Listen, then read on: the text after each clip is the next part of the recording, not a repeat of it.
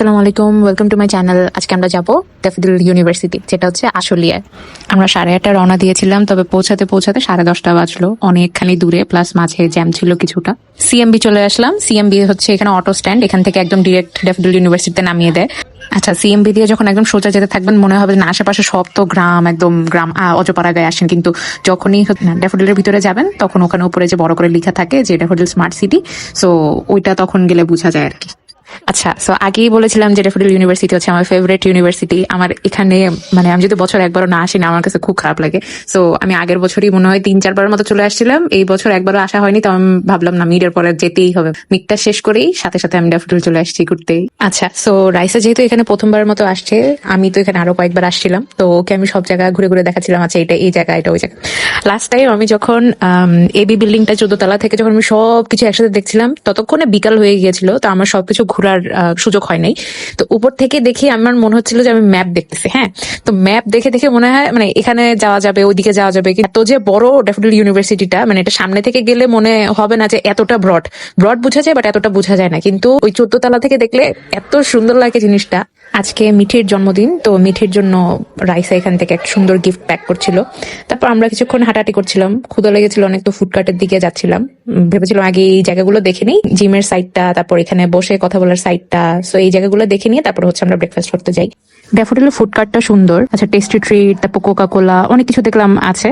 এটা একটা ভালো দিক ড্যাফোডিলের, যে এখানে অনেক রকমের সুযোগ সুবিধাগুলো না একসাথে এখানে কম্বাইন করে চারপাশে সাজানো। মানে তাদের ইউনিভার্সিটি আশেপাশে যেমন জিম আছে এখানে, তারপর ফুডকার্ট গুলো সুন্দর করে সাজানো, তারপর তাদের সুপার শপ আছে, সবকিছু সুন্দর করে সাজানো। কারণ এর বাহিরে সবকিছু পাওয়া যাবে বলে তো আর মনে হয় না। সো ভিতরে এই সবকিছু অ্যারেঞ্জমেন্ট, আবার হল আছে অনেক সুন্দর। গাছগুলো কি সুন্দর করে কাটা, তাই না? সুন্দর করে সাজানো গোছানো। তারপর এখানে একটা লেকও আছে, সুন্দর বসে থেকে গল্প করা যাবে বিকেলে।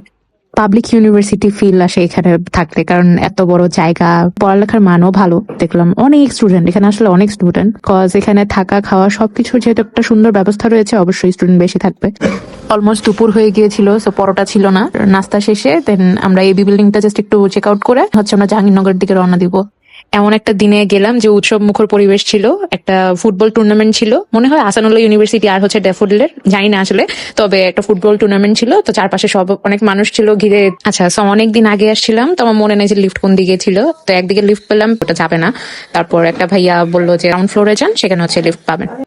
তবে এই লিফটে ওঠাটা বা নামাটা যে কি ঝামেলা, আল্লাহ! মানে আধা ঘন্টা ধরে যদি লিফটের জন্য দাঁড়ায় থাকতে হয় তাহলে আর কিছু বলার নেই। তারপর এই যে দেখেন আমার ফেভারিট প্লেসটা, মানে 14 তলা থেকে এই জায়গাটা দেখতে আমার খুব ভালো লাগে। আশেপাশে সব সবুজ। হ্যাঁ, আচ্ছা, সো একই দিনে আমি একটা প্রাইভেট ইউনিভার্সিটি, একটা পাবলিক ইউনিভার্সিটি ঘুরলাম। হ্যাঁ, সো দুইটাই আমার কাছে সমান। দুইটাই বলতে গেলে আমার কাছে সব ইউনিভার্সিটি সমান, কারণ শিক্ষা প্রতিষ্ঠান কখনো কোনো একটা মানুষকে সাকসেসের চূড়ায় যে নিয়ে যাবে সেটা কখনোই না। কারণ মানুষের স্কিল যদি থাকে, একটা মানুষ যদি নিজে স্কিল ডেভেলপ করে, নতুন কিছু শিখে নিজে বেস্ট হয়, তার মাধ্যমে কিন্তু শিক্ষা প্রতিষ্ঠানের নাম হয়। সো একজন মানুষ যদি একটা ছোট জায়গা থেকেও পড়ে আসে, একটা ন্যাশনাল কলেজ থেকেও যদি সে পড়ে আসে, তারপরেও সে একটা বড় জায়গায় পৌঁছাতে পারে, সেটা ডেফিনেটলি কোনো একটা ইউনিভার্সিটির ক্রেডিট না, সেটা ক্রেডিটটা সম্পূর্ণ নিজে।